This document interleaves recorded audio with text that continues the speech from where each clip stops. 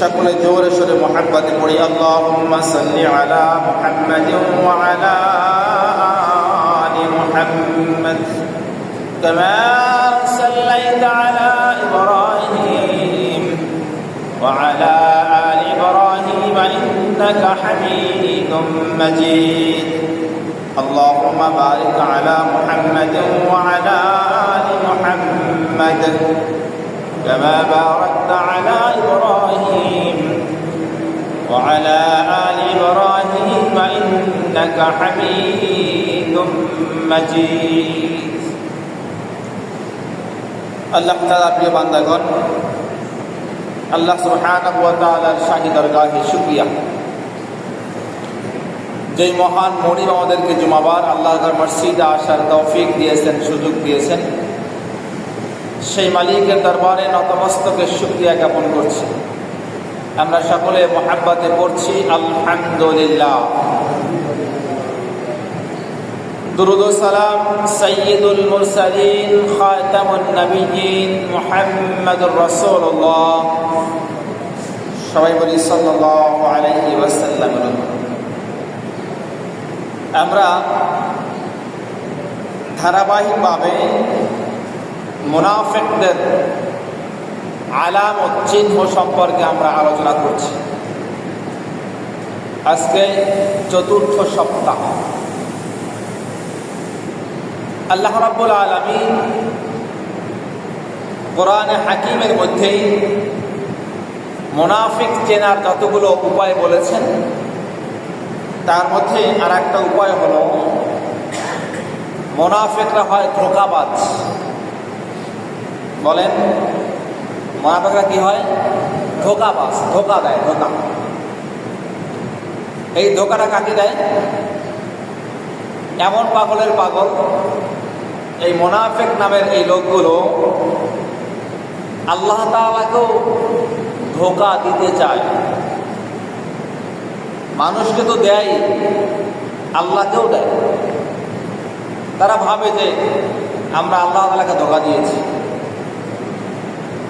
আমি জিজ্ঞেস করি, আমার মুখে একটা, অন্তরে একটা, এটা দুনিয়ার কেউ না জানলেও জানেন কে? তাহলে আল্লাহ তাআলাকে ফাঁকি দেওয়া সম্ভব? ধোঁকা দেওয়া সম্ভব? আল্লাহ বলছেন يخادعون الله والذين آمنوا وما يخدعون إلا أنفسهم وما يشعرون। হে রাসূল, ইউখাদিউন আল্লাহ, ওই সকল মুনাফিকরা আল্লাহ তাআলাকে ধোঁকা দিতে চায়। ওয়াল্লাযীনা আমানু, ঈমানদারদেরকেও ধোঁকা দিতে চায়। তারা বুঝায়, তাদের চেহারা, ছবি, চাল চলন, ওঠা বসা সব কিছুতে মনে হয় তারা খাঁটি মুসলিম,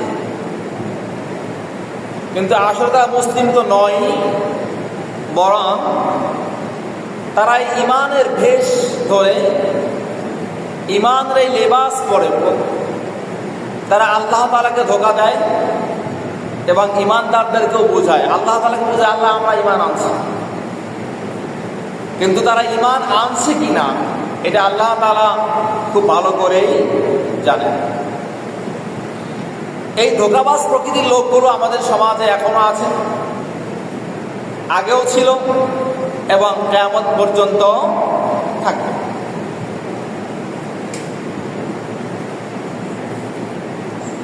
এই লোকগুলোকে চেনা খুব মুশকিল, এমনকি নবী আলাইহিস সালাতু ওয়াস সালাম এদেরকে চিনতে পারেন নাই।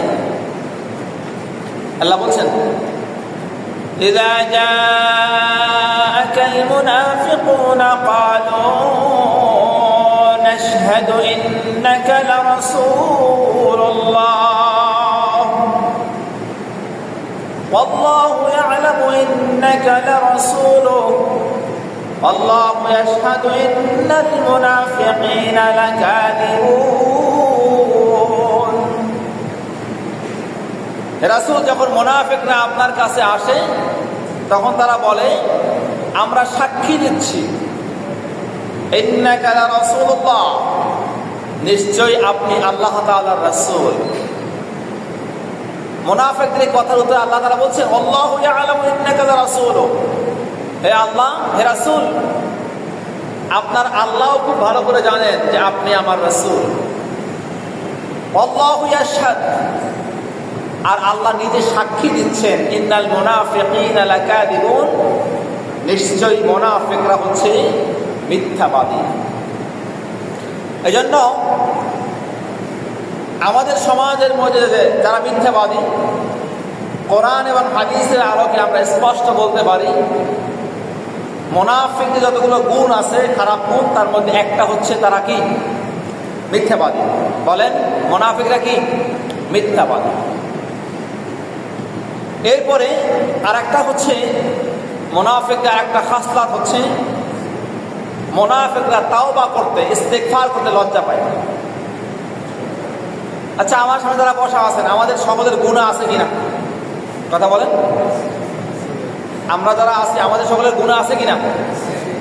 গুনাহ আছে। আমরা গুনাহ ছাড়া কেউ নেই, আমাদের সবার গুনাহ আছে।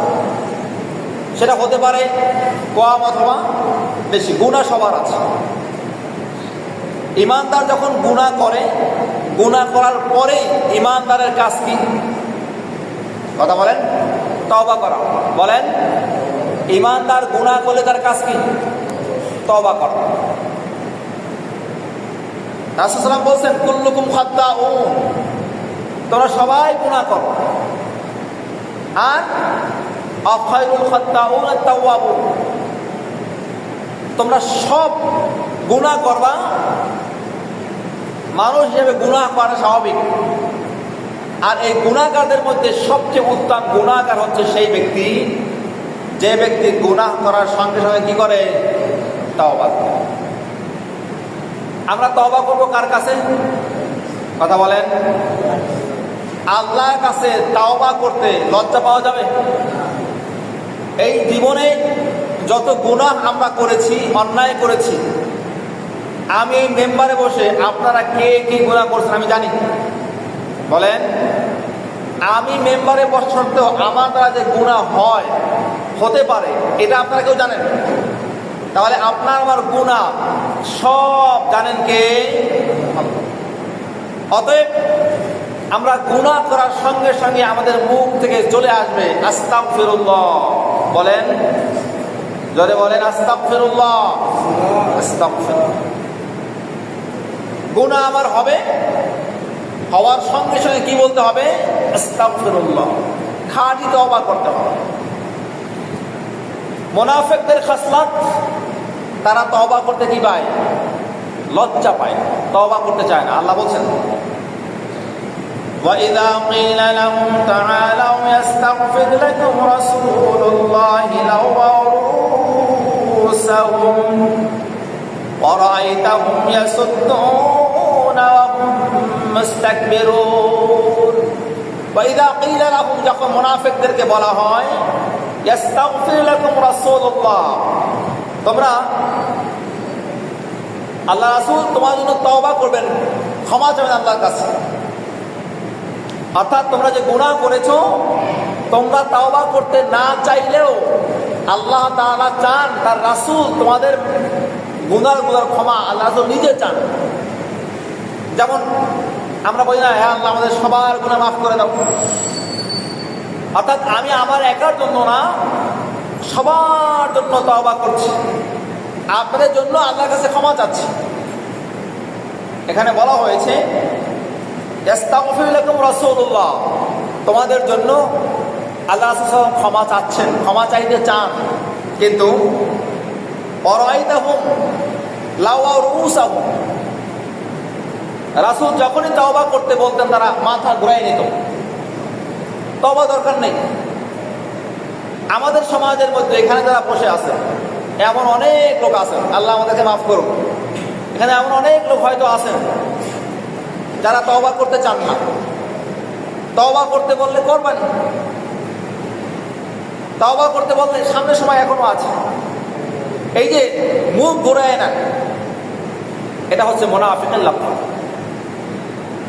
প্রিয় ভাই আমার, তওবা করা ইমানদারের লক্ষণ, আর তওবা না করা মুনাফিকের লক্ষণ। বলেন একসাথে, তওবা করা কার লক্ষণ? ইমানদারের লক্ষণ। আর তওবা না করা কার লক্ষণ? মুনাফিকের লক্ষণ। এবার বলেন, আমরা কি মুনাফিক হতে চাই না ইমানদার হতে চাই? জোরে বলেন। এই জন্য গুনাহ করার সঙ্গে সঙ্গে কি করতে হবে? তওবা করতে হবে।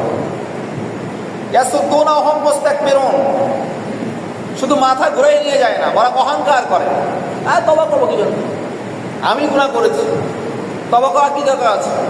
এমন অনেক নাদান গাধা আছে যারা অহংকার করে বলে আর কি শাস্তি হবে। এই দুনিয়ার এই সামান্য রৌদ্রের তাপ পড়লে আমরা সহ্য করতে পারি না, অথচ জাহান্নামের মধ্যে আমাদের জন্য ভয়াবহ আযাব অপেক্ষা করছে, আর আমি অহংকার করে বলি কি হবে আমার?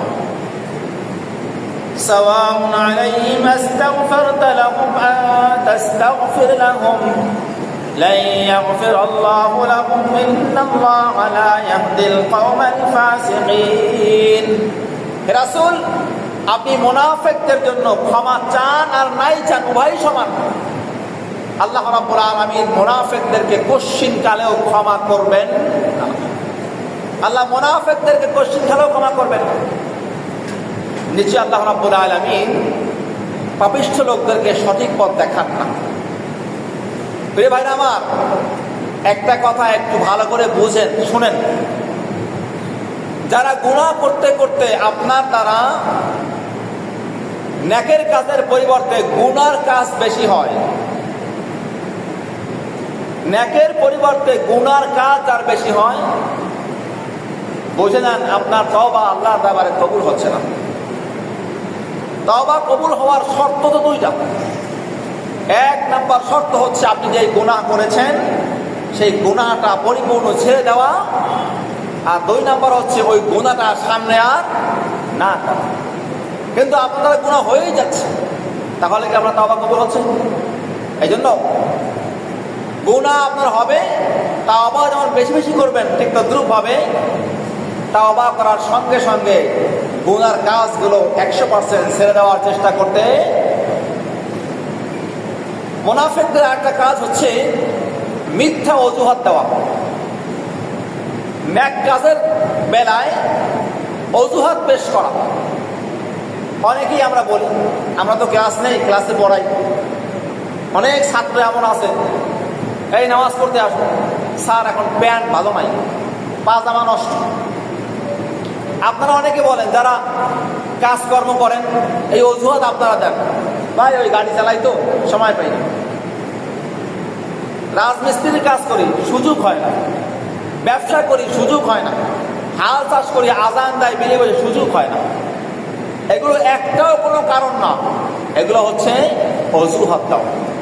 ক্লাসে বলি, আপনাদেরকেও বলি, মানুষের হাত কয়টা বলেন?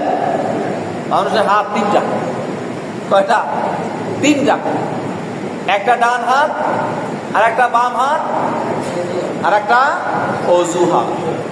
ওজোর পেশ কর। ভাই আমার, বন্ধু আমার, বাবাজিরা আমার, ইবাদতের ক্ষেত্রে কোনো অজুহাত দেওয়ার সুযোগ। যদি অজুহাত দেন তাহলে আপনার মধ্যে মুনাফিকের আলামত বিদ্যমান আছে। আপনি মুনাফিকদের কাতারে আছেন। আপনি ভালো কাজ ইচ্ছা করে ছেড়ে দিচ্ছেন, কোনো কারণ নেই। যদি এখান থেকে বলা হয় আপনাকে, আপনার উত্তর দিয়ে, আমি গত শনিবার ভোর 4:20-এ বিশ্ব রোড থেকে বাসে ঢাকায় গিয়েছিলাম। 4:20-এ আমি ঢাকায় যাব এই উদ্দেশ্যে আমি ঘুমিয়েছি। আমার অ্যালার্ম দেওয়া ছিল 3:40-এ। যদি আপনার এখানে যারা আছেন সবাই বলেন তো, যদি আপনার ট্রেন বা বাস থাকে ফজরের আগে, আপনি কি ফজরের আগে ঘুম থেকে উঠবেন না ফজরের পরে ঘুম থেকে উঠবেন? কথা বলেন। তাহলে আপনি একটা গাড়ি ধরার জন্য, ট্রেন ধরার জন্য, বাস ধরার জন্য আপনি ফজরের আগে ঘুম থেকে উঠতে পারেন, কিন্তু ফজরের নামাজটা পড়ার জন্য ঘুম থেকে উঠতে পারেন না। আপনি ওজোর পেশ করেন, অজুহাত পেশ করেন, আমি ঘুম থেকে উঠতে পারি না। মিথ্যা কথা, একদম ঢাকা মিথ্যা কথা। আপনার নিয়াতি তো নাই। আপনি নামাজ পড়বেন, রোজা রাখবেন এই নিয়তই আপনার নেই। আমি প্রায় বলে থাকি, আমার বাড়ির পাশে এক মুরব্বী ছিল, মারা গেছেন, আল্লাহ মাফ করে দিন, আল্লাহ মাফ করুন, আমিন। রমজান মাস আসলেই ওনার এই হাতটা এখানে আসতো, পেটে চলে আসতো, পেটে। রমজান মাসে ঠিক 15 দিন আগে উনি পেটে হাত দিয়ে রাস্তায় হাঁটতেন। কি হয়েছে? অনেক গ্যাস, প্রচুর গ্যাস। রমজান মাস শেষ, পেটের হাতও শেষ, গ্যাসও শেষ। এখন আপনারা বলেন এটা কি গ্যাস না অজুহাত? জোরে বলেন। অতএব ভাইরা আমার, বন্ধুরা আমার, বাবাজিরা আমার, আল্লাহ তাআলার হুকুম পালন করার ক্ষেত্রে কোনো অজুহাত দেওয়ার সুযোগ নেই। যারা এখন অজুহাত দিচ্ছেন তারা লিখে নিয়ে যান, আপনার নামটা এখনো মুনাফিকদের কাতারে আছে। দুনিয়ার সব কাজ আপনার চলে, সব কাজ চলে। কথা প্রসঙ্গে বলছি, কিছু মনে করবেন না। আমি যে কোনো এক ব্যক্তির কাছে, আমি নাম বলছি না, কিছু টাকা পাবো, প্রায় বছর হয়ে গেছে। আল্লাহর সেই বান্দা আমাকে প্রায় বলেন আমার চাকরি নেই, চাকরি চলে গেছে তো ভাই, টাকা দিতে পারছি না।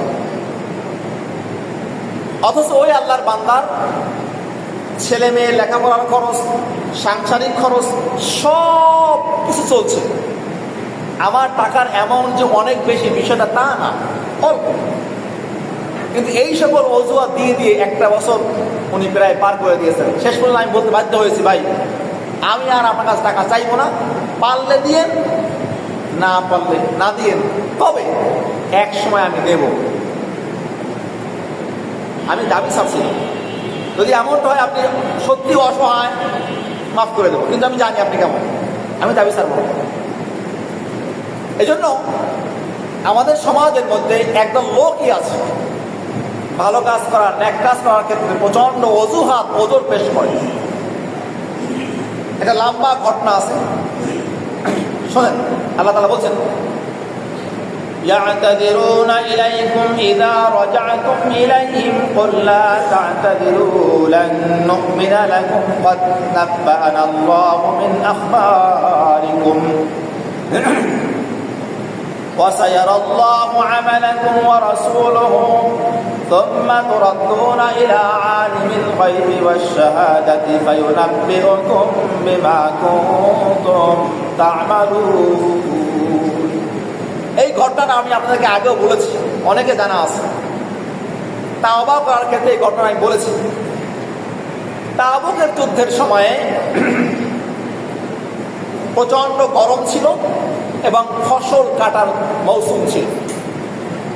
যারা ব্যবসায়ী আছেন শুনেন, আমাদের এই দেশের মধ্যে বিশেষ করে কাপড়ের ব্যবসা, কসমেটিক্সের ব্যবসা কোন সময় ভালো চলে? কথা হয় না, কথা বুঝতেছেন না আপনারা? এই কাপড়ের ব্যবসা এবং কসমেটিক্স সবচেয়ে ভালো চলে কোন মাসে? রমজান মাসে। 20 রমজানের পরে যত লোক বাজারে যায়, আসরের সময়, মাগরিবের সময়, এশার সময়, এই লোকগুলো কি আসলে নামাজ পড়ে? কথা বলেন না, পড়ে না। আর যারা ব্যবসা করেন তারাও এই সময়টা এসে এই যে আয়াতটা পড়লাম, এই আয়াতের দৃষ্টিতে তারা কাজ করেন। তাবুকের যুদ্ধটা ছিল প্রচন্ড গরম এবং ফসল কাটার মৌসুম। সময় কম, সংক্ষেপে বলবো। সাহাবায়ে কেরাম এবং রাসূল সাল্লাল্লাহু আলাইহি ওয়াসাল্লাম পরামর্শ করে যুদ্ধের দিনক্ষণ ঠিক করলেন। সব সাহাবায়ে কেরাম যুদ্ধে যাবেন। এর মধ্যে কিছু সাহাবায়ে কেরাম অজুহাত, ওজর পেশ করলেন। আমি অসুস্থ, আমার শারীরিক সমস্যা, এই কারণ সেই কারণ, অজুহাত দিলেন। কিন্তু এই সাহাবায়ে কেরামদের মধ্যে একটা চিন্তা ছিল, ভিন্ন চিন্তা, যে প্রচন্ড গরম, সাহাবাদের সংখ্যাও কম, মুসলমানের সংখ্যাও কম, মনে হয় এই যুদ্ধে আমরা বিজয় লাভ করতে পারবো না, এত গরম কষ্ট কেমনে করবো। এই সব চিন্তা ভাবনা করে মূলত যুদ্ধে না যাওয়ার কোনো মজবুত কারণ তাদের কাছে ছিল না। হালকা কারণ, এটা কোনো ব্যাপার না, অজুহাত। সব সাহাবায়ে কেরাম যুদ্ধে গেলেন, কিন্তু কিছু সাহাবায়ে কেরাম এই যুদ্ধ থেকে অজুহাত দেখিয়ে ঘরে বসে থাকলেন, তারা যুদ্ধে অংশগ্রহণ করলেন না। এদের মধ্যে 3 জন সাহাবী ছিল এমন যারা রাসূল যুদ্ধ থেকে ফিরে আসার পরে বুঝতে পেরেছেন যে আসলে আমাদের অন্যায় হয়েছে। তারা হচ্ছেন কাব ইবনে মালিক, মুরারা ইবনে রাবিয়া এবং হিলাল ইবনে উমাইয়া। এই 3 জন সাহাবী যুদ্ধে অংশগ্রহণ করলেন না, তারা অজুহাত পেশ করেন। আল্লাহ তাআলা বলছেন, হে রাসূল, ইয়াতাদিরুনা ইলাইকুম ইযা রাজাআতুম, যখন আপনি ফিরে আসবেন যুদ্ধের ময়দান থেকে, তখন ওই সকল সাহাবায়ে কেরামরা আপনার কাছে বিভিন্ন অজুহাত নিয়ে হাজির হবে। কুল লা তা'তাদিরু লান নু'মিনা লাকা ক্বাদ নাব্বানা আল্লাহু মিন আখবারিকুম। আমি খুব সংক্ষেপে বলবো। এখন রাসূল তাবুক যুদ্ধে অংশগ্রহণ করলেন, সাহাবায়ে কেরামদের নিয়ে যুদ্ধে বিজয় লাভ করলেন। যুদ্ধের ময়দান থেকে যখন ফিরে আসলেন, তখন এই 3 জন সাহাবী বুঝতে পারলেন যে আমরা আসলে মারাত্মক অন্যায় করেছি, আমাদের কাজটা ঠিক হয়নি। আমরা যেই কারণে যুদ্ধে অংশগ্রহণ করি নাই, ওটা আসলে কোনো কারণ ছিল না, ছিল কি? অজুহাত। বলেন কি ছিল? অজুহাত ছিল। এমনকি এই কাব ইবনে মালিক রাদিয়াল্লাহু তাআলা আনহু এমন সাহাবী ছিলেন, তিনি এই তাবুক যুদ্ধ ছাড়া পূর্বের সব যুদ্ধে অংশগ্রহণ করেছেন। একজন এত বড় সাহাবী ছিলেন। যাই হোক, যুদ্ধের ময়দান থেকে ফিরে আসার পরে এই 3 জন সাহাবী রাসূলের কাছে আসলেন, সামনে বসে অত্যন্ত লজ্জিত কণ্ঠে বললেন, ইয়া রাসূলুল্লাহ, বাস্তব কথা হচ্ছে আমরা যেই সকল কারণ দেখিয়ে যুদ্ধে অংশগ্রহণ করি নাই, আসলে এটা কোনো কারণ ছিল না। আমরা ওজোর পেশ করেছি, অজুহাত দেখিয়েছি, আমরা ইচ্ছা করলে যুদ্ধে অংশগ্রহণ করতে পারতাম। মেহেরবানি করে আপনি আমাদের জন্য আল্লাহর কাছে ক্ষমা চান। কথাটা বলার সঙ্গে সঙ্গে রাসূল মুখটা ঘুরাই দিলেন। ওই সাহাবীরা আবার রাসূলের সামনে গেলেন, আবার একই কথা বললেন, তিনি আবার মুখ ঘুরাই দিলেন। আবার তার সামনে গেলেন, রাসূল আবার মুখ ঘুরাই দিলেন। তখন রাসূল বললেন, তোমরা আল্লাহ তাআলার সিদ্ধান্তের জন্য অপেক্ষা থাকো, তোমাদের ব্যাপারে আমার পক্ষ থেকে কোনো সিদ্ধান্ত নেই, জানি না আল্লাহ তাআলা কি ফয়সালা দেন, তোমরা তাওবা করো। এমনকি সব সাহাবায়ে কেরামদের বললেন, আমার সাহাবায়ে কেরাম, আজকে থেকে আমার এই সাহাবায়ে কেরামদের সঙ্গে তোমাদের ওঠা বসা কথাবার্তা লেনদেন বন্ধ করা হবে। এই 3 জন সাহাবীর সঙ্গে যারা ঘুমাচ্ছেন উঠে যান, বুঝে পাতে ঘুমাস উঠে যান। একটু শোনেন, যদি সারা জীবন ঘুমান তাহলে শুনবেন কবে আর? ও আমার সাহাবায়ে কেরাম, আজকে থেকে আমার এই 3 জন সাহাবীর সঙ্গে তোমাদের সকল কাজকর্ম বন্ধ, এমনকি সালামও দিতে পারবা না। যদি সালাম দেয় উত্তরও দিবা না। তখন 3 জন সাহাবী বলতেছিলেন, আমাদের কাছে মনে হচ্ছিল এই মদিনা মুনাওয়ারা একটা অজানা জায়গা, অচেনা জায়গা। সালাম দিলে কেউ উত্তর দেয় না, কথা বলছে কেউ কথা বলে না। আমরা অসহায় হয়ে পড়লাম, কোথায় যাব? আমরা যাওয়ার কোনো জায়গা নেই। এমনকি কাব বিন মালিক বলেন যে আমার আপন চাচতো ভাই আবু কাতাদা রাদিয়াল্লাহু তাআলা আনহু, তার কাছে আমি গেলাম। তার বাড়িটা 4-5 দিয়ে ঘেরা ছিল, দেয়াল দিয়ে। আমি দেয়াল টপকে তার কাছে গেলাম, গিয়ে সালাম দিলাম। আল্লাহর কসম করে বললাম, ও আমার চাচতো ভাই, তুমি খুব ভালো করেই জানো আমি লোক কেমন, কিন্তু আমি তো ভুল করে ফেলেছি, তুমি একটু আল্লাহর রাস্তায় আমার সঙ্গে কথা বলো। চাচতো ভাই হয়েও তার সালামের উত্তর দিলেন না, মুখটা আরেক দিকে ঘুরাই বললেন, তোমার ব্যাপারে আল্লাহ এবং তার রাসূল ভালো জানেন, আমার কোনো বক্তব্য নেই। ভাই আমার, এত কিছু হওয়ার পরেও তাদের তাওবা কবুল হচ্ছে না। কারণটা কি? তারা অজুহাত পেশ করেছে। যুদ্ধের ময়দানে যাওয়ার ক্ষেত্রে অজুহাত পেশ করেছে, ওজোর পেশ করেছে। এই জন্য আল্লাহ তাআলা তাওবা কবুল করছেন না। রে ভাই আমার, এই করতে করতে করতে করতে রাসূল নির্দেশ দিলেন, প্রায় 50 দিন যাওয়ার পরে আজকে থেকে তোমাদের স্ত্রীর সঙ্গেও মিলনকে, মেলামেশাকে বন্ধ ঘোষণা করা হলো। যতক্ষণ না আল্লাহর পক্ষ থেকে কোনো ফয়সালা না আসে, তোমরা স্ত্রীর সঙ্গে মেলামেশা করতে পারবে না। হেলাল ইবনে রাবিয়া বললেন, ইয়া রাসূলুল্লাহ, আমার স্ত্রী তো অত্যন্ত দুর্বল, সে খুব অসুস্থ, তাকে সেবা আমার করতে হয়। রাসূল বললেন, তোমরা থাকবে এক ঘরে, কিন্তু বিছানা আলাদা হবে। আপনারা হয়তো বুঝতেছেন না যে কতটা কঠিন জীবন তারা পার করছে, শুধু একটা মাত্র কারণ। কি কারণ? অজুহাত পেশ করেছেন।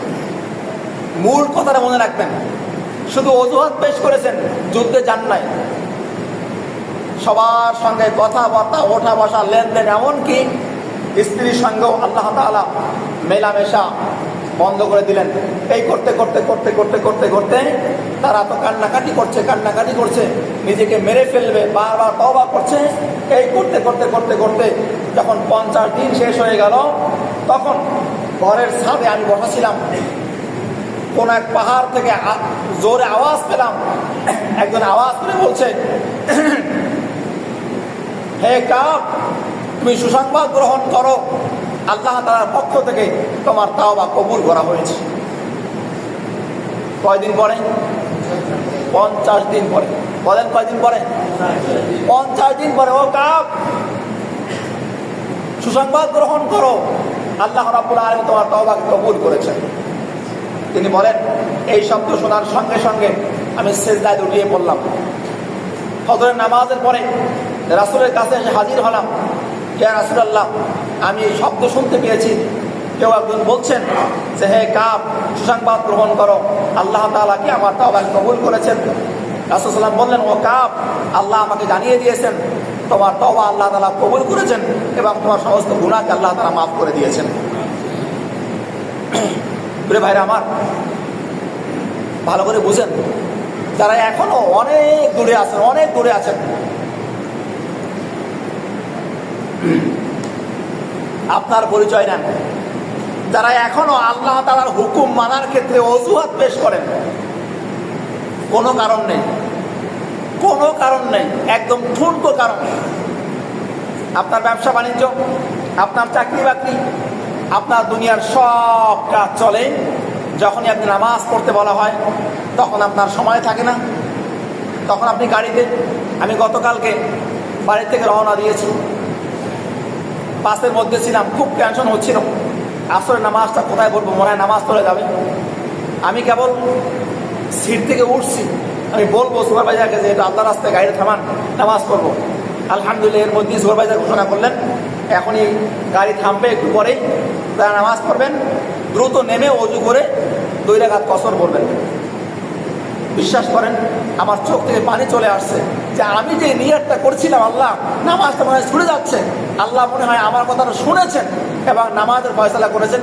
বাস থেকে নামলাম, অজু করলাম, শুধু নামাজ পড়ি নাই, ইমামতি করে নামাজ পড়েছি। আলহামদুলিল্লাহ।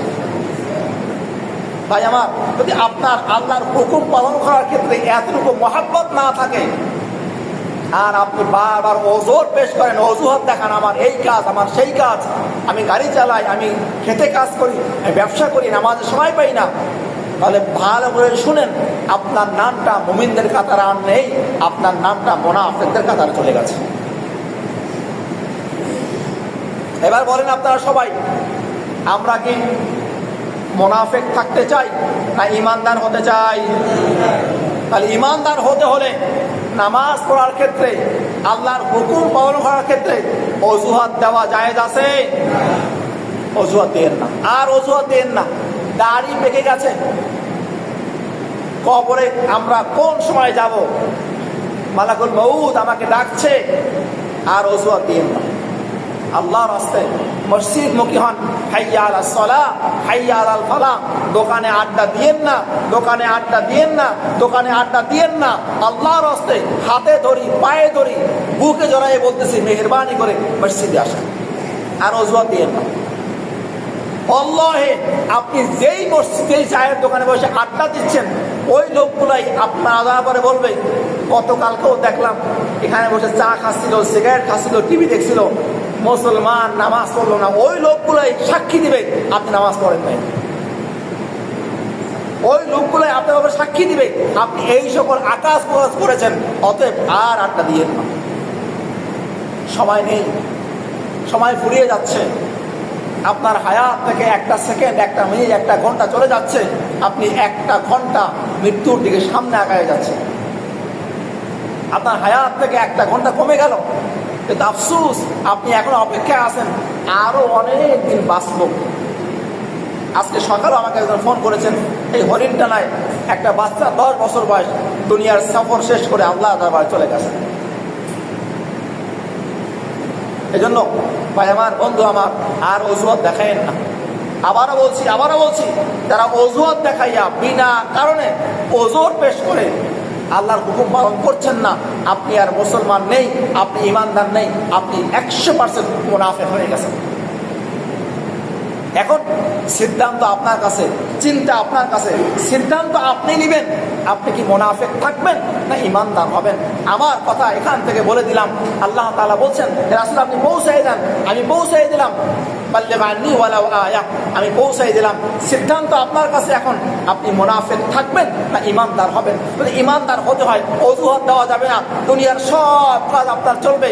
আপনি চিন্তা করেন, আপনার চোখটা বন্ধ হয়ে গেছে, স্ত্রী চলে গেছে, চোখটা বন্ধ হয়ে গেছে, সন্তান ভরে গেছে, চোখটা বন্ধ হয়ে গেছে, বাপ মা 5 দিন কান্নাকাটি করে সব শেষ হয়ে গেছে, কিন্তু আপনি নেই, আপনি দুনিয়াতে নেই, আপনি কবরে চলে গেছেন। আপনাকে জিজ্ঞাসা করা হচ্ছে, মান রাব্বুকা ওয়া মা দীনুকা ওয়া মান নাবিয়্যুকা, আপনি উত্তর দিতে পারেন নাই, আপনি জাহান্নামে চলে গেছেন। আফসোস, যাদের জন্য এত কিছু করলেন সেই সব লোকগুলো আজকে আপনার পাশে নেই। থাকবে না ভাই আমার, থাকবে না, থাকবে না। ওই কবরে আপনার একাই যেতে হবে। এখন সিদ্ধান্ত আপনি নেবেন। ওই কবর যেমন আপনি একা থাকবেন, একা থাকতে হবে আপনার। তাহলে কবরের সামানা আমাকে ম্যানেজ করতে হবে কিনা, নাকি আমি এখনো দোকানে বসে আড্ডায় থাকবো, বন্ধুর সঙ্গে গল্প করব, আমি উল্টা পাল্টা গল্প করে সময় কাটাবো, নাকি আমি আল্লাহর ঘরে আসবো, নাকি ইমানদার হব? এই সিদ্ধান্ত আপনার কাছে। আল্লাহ তাআলা আমাদের সবাই কথাগুলো বোঝার, মানার তৌফিক দান করুক। আমিন। আসসালামু আলাইকুম ওয়া রাহমাতুল্লাহ।